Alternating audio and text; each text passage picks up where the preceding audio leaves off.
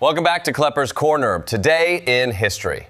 Today we are looking at June 2nd, a date that apparently wakes up every year, puts on a powdered wig, grabs a sword, lights a fuse, and says, let's see how many governments can pretend they are still in control.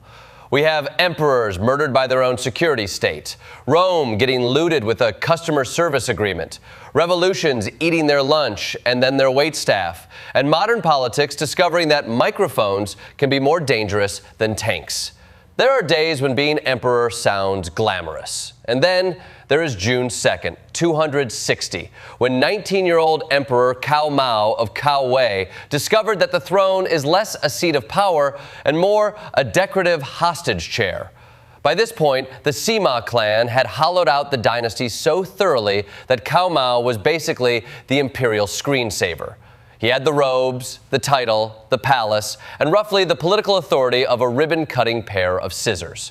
When Sima Zhao pushed him toward granting the 9 bestowments, the traditional ceremonial pre-game show before a usurpation, Cao Mao decided he would rather die charging the machine than live as its mascot.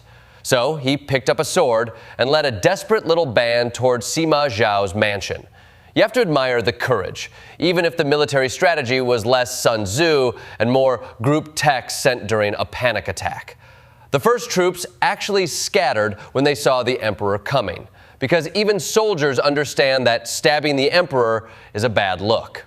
Then Jia Chong's men arrived. Cheng Ji used a spear, and suddenly the regime had a public relations crisis shaped exactly like regicide.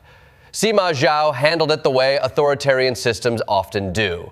Deny, demote, scapegoat, execute somebody useful but replaceable, and call it stability.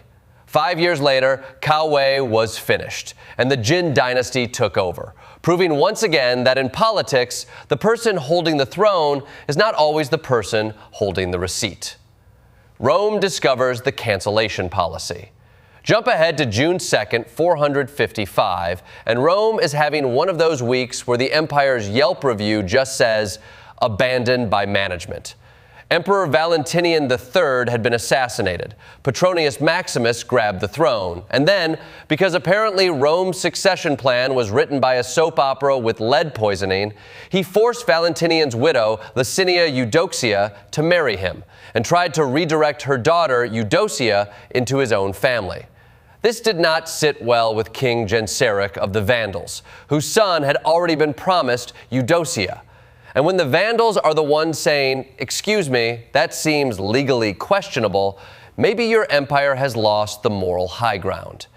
Genseric sailed from Carthage toward Italy. Maximus tried to flee, and the people of Rome murdered him before the Vandals even arrived, which is an efficient but deeply alarming form of civic feedback. With no real defense left, Pope Leo I negotiated a deal. The Vandals could loot the city, but not burn it down or slaughter everyone. It was less diplomacy than the world's bleakest home insurance settlement. For 14 days, the Vandals stripped Rome of treasure, including relics Rome had once stolen from Jerusalem, because history loves nothing more than making empires pass the same stolen object around like a cursed office award. The term vandalism later made them sound like chaos gremlins, but this was organized plunder. Rome wasn't just robbed, it was audited by people with ships. Betrayal, rope ladders, and revolutionary customer service. If you enjoy history where everyone's plan depends on one angry guy with access to a door, the fall of Antioch in 1098 is your Super Bowl. The First Crusade was stuck outside the city, freezing, starving, and waiting for Kerboga's relief army to arrive and turn their misery into a group project with death. Then Bohemond of Toronto found Firuz, an insider guarding key towers who had been fined by Antioch's leadership and personally humiliated by a senior officer. That is not a personnel issue. That is a security breach wearing medieval boots. On the night of June 2nd into June 3rd, Firuz lowered a rope ladder. Crusaders climbed in, the gates opened, and Antioch fell. The operation was brilliant, ruthless, and immediately followed by the kind of chaos that makes you question whether medieval armies ever had a meeting after step one. Local Christians helped the Crusaders, but in the dark confusion, some were killed by the very people they were helping, including Firuz's own brother. Betrayal, it turns out, has terrible after-sales support.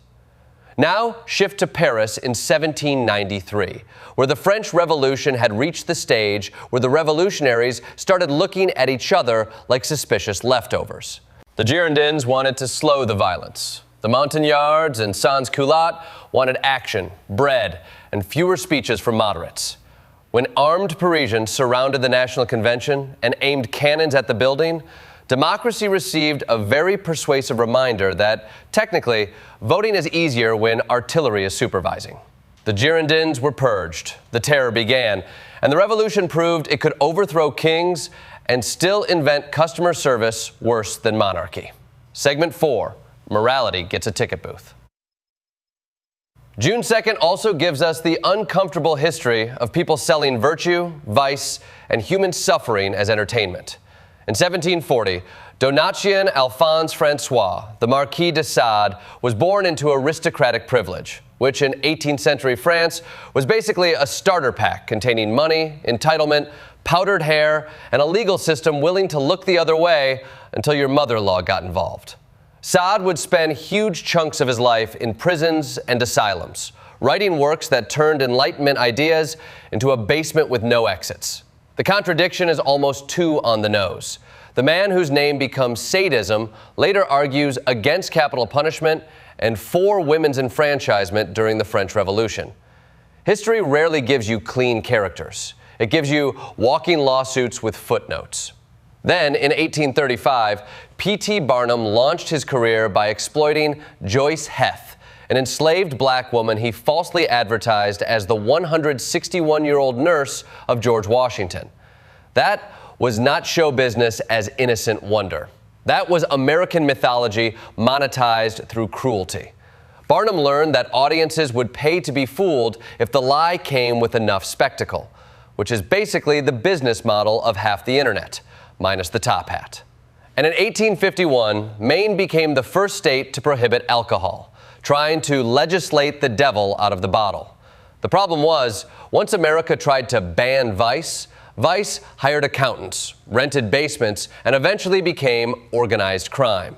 Reformers wanted moral purity. What they got was jazz, speakeasies, and Al Capone with better distribution. Segment 5, Who Gets Seen, Heard, and Counted. Not all June 2nd stories are collapse. Some are about the moment institutions realize the public is watching, listening, or finally being counted. In 1896, Guglielmo Marconi filed his British patent for wireless telegraphy after Italy's bureaucracy looked at the future of global communication and apparently said, "Have you considered not?" Marconi was not a polished academic giant so much as a relentless tinkerer who kept combining wires, spark gaps, and stubbornness until invisible waves started carrying messages. That patent helped move communication beyond cables, freeing ships, news, and eventually entire societies from the tyranny of physical lines. Naturally, humanity used this miracle to create radio, television, cell phones, and people arguing in comment sections while standing in grocery stores. In 1924, President Calvin Coolidge signed the Indian Citizenship Act, granting citizenship to Native Americans born in the United States. The achievement mattered, but the irony is brutal. The original peoples of the continent were among the last to be legally recognized as citizens of the country built over their homelands. And even then, citizenship did not automatically mean voting rights everywhere, because America has always had a special talent for opening the front door while locking the hallway. In 1953, Queen Elizabeth II's coronation became the first fully televised coronation, turning ancient monarchy into mass media. The sacred mystery of kingship met the living room, and the monarchy learned the camera could preserve tradition while quietly turning it into programming. Segment 6, and crowds are hard to govern once they know they are crowds. June 2nd keeps returning to one dangerous idea. A crowd that realizes it is not alone can frighten almost any system. In 1946, Italy held a referendum on whether to keep the monarchy after World War II. And the House of Savoy discovered that being associated with fascism is a rough campaign slogan. King Victor Emmanuel III abdicated in favor of Umberto II just before the vote, which was less a fresh start than a royal rebrand launched after the product had already exploded. Italians chose a republic. Umberto became the May King because he barely lasted a month, and the new constitution made sure the old monarchy stayed packed. In 1967, West German student Benno Ohnesorg attended his first protest against the Shah of Iran and was shot by police officer Karl-Heinz Kurras. His death helped ignite a student movement and radicalized a generation that feared the state was sliding back toward authoritarian habits. Then came the almost unbearable twist. Decades later, Kurras was revealed to have been a secret informant for East Germany's Stasi.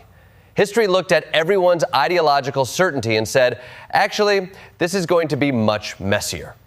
In 1979, Pope John Paul II stood in Warsaw's Victory Square and reminded millions of Poles that the state did not own their souls. No tanks, no army, just a sermon and a crowd big enough to make communism look suddenly very lonely. And in 2024, Mexico elected Claudia Sheinbaum as its first female president, a scientist rising to the top of a political culture long shaped by machismo. June 2nd reminds us that power always looks permanent until the people it underestimated start counting themselves.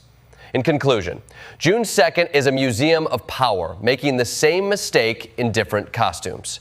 Emperors learn their guards answer to someone else. Republics discover mobs can write policy at cannon point. Empires get looted by the people they dismissed as outsiders. Reformers ban temptation and accidentally give it a business plan. And every so often, a crowd, a voter, a protester, or a voice in a square reminds the machinery that legitimacy is not a crown, a palace, a uniform, or a broadcast. It is consent. And history's favorite hobby is showing what happens when leaders treat consent like optional paperwork.